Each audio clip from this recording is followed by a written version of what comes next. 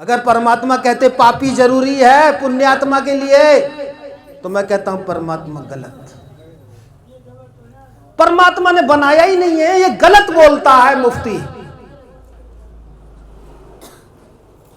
कि गुरुजी कैसे पता चलेगा दुख का सुख का, कैसे पता चलेगा?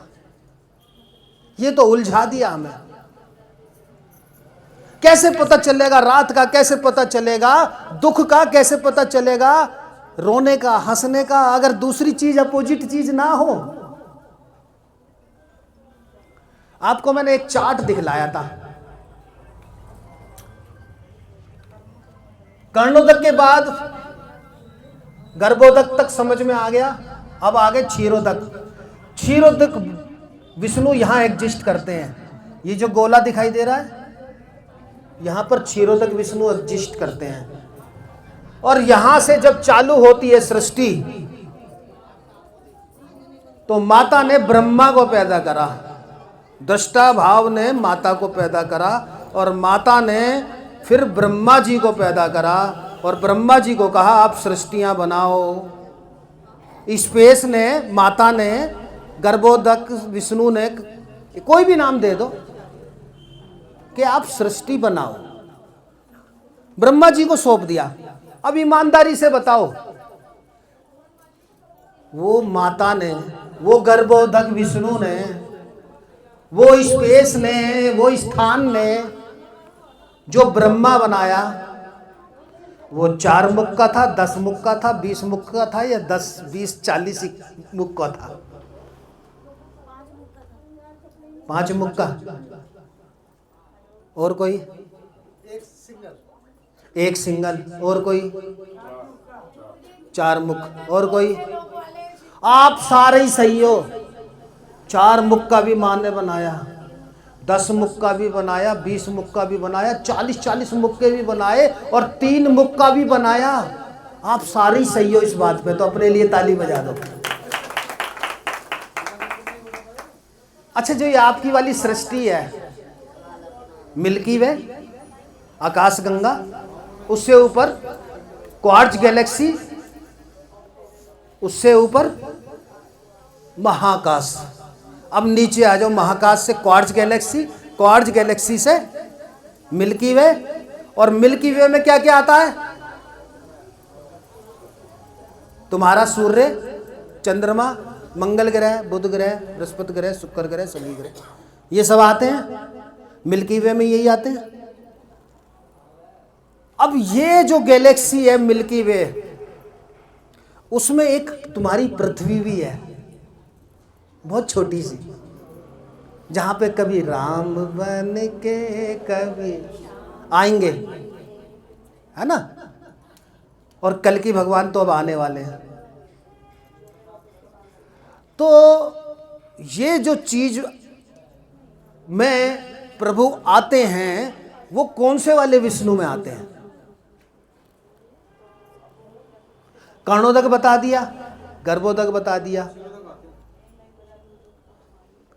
क्षीरोदक विष्णु में आते हैं ये। और क्षीरोदक का मतलब क्या होता है? क्षीर का मतलब होता है सागर। क्षीर का मतलब क्या होता है? सागर। अच्छा, सागर कहां पर है?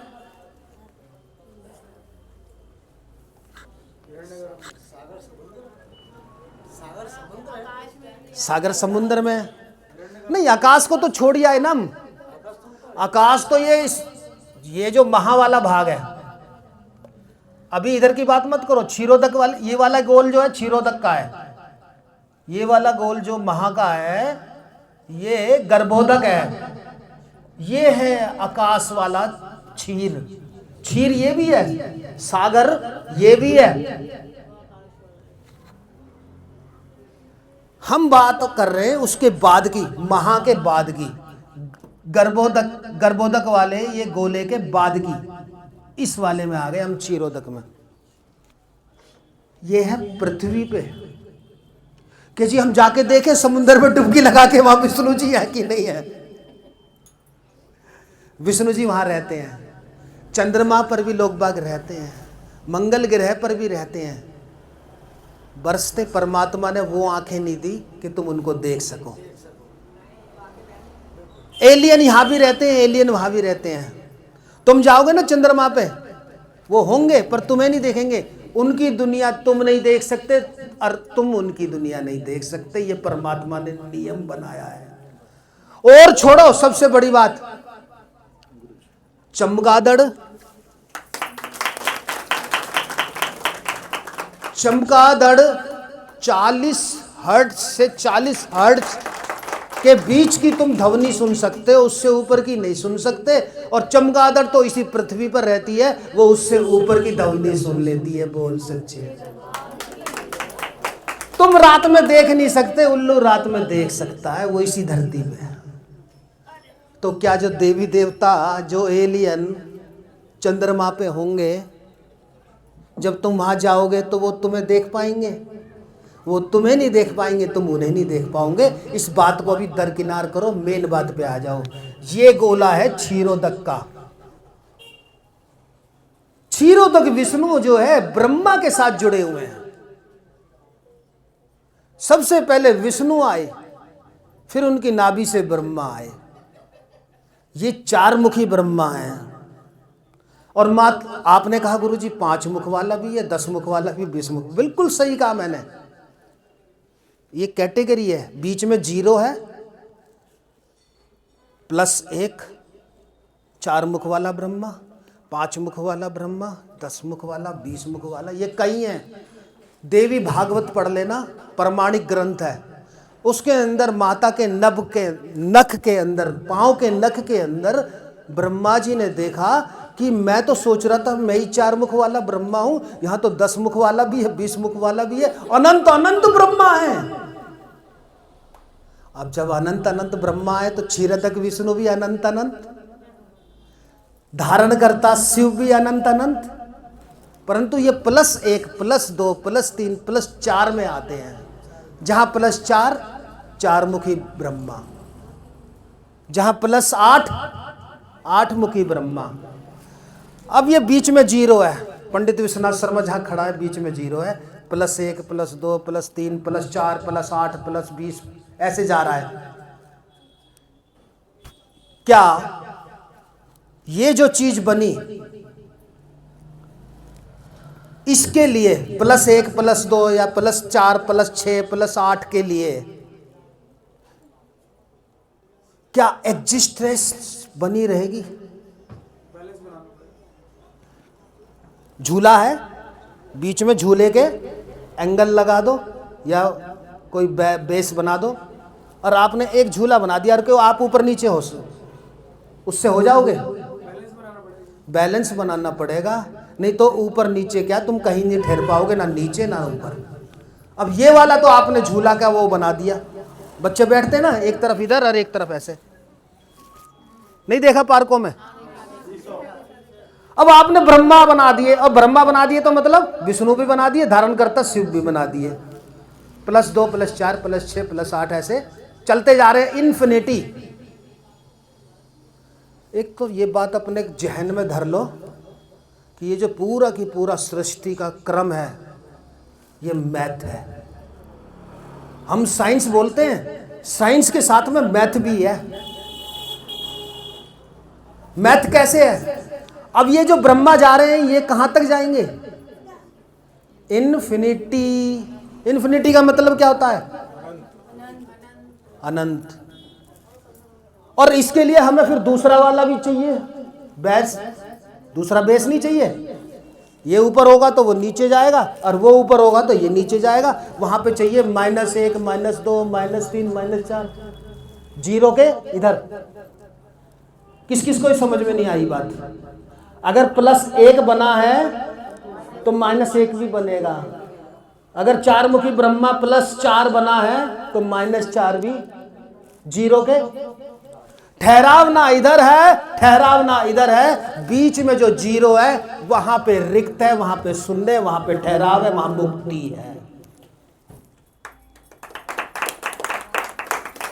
ये जो ब्रह्मांड है ये मैथ है, केवल साइंस नहीं है। वो इन्फिनिटी तक जा रहा है, वो इन्फिनिटी तक जा रहा है। और बीच में जीरो है। जीरो ब्रह्मांड में आता है कि नहीं आता? जीरो ब्रह्मांड को साबित करता है कि नहीं करता? कि नहीं करता, पर जीरो ब्रह्मांड में आता है। बिना जीरो के ब्रह्मांड अस्तित्व में नहीं आ सकता।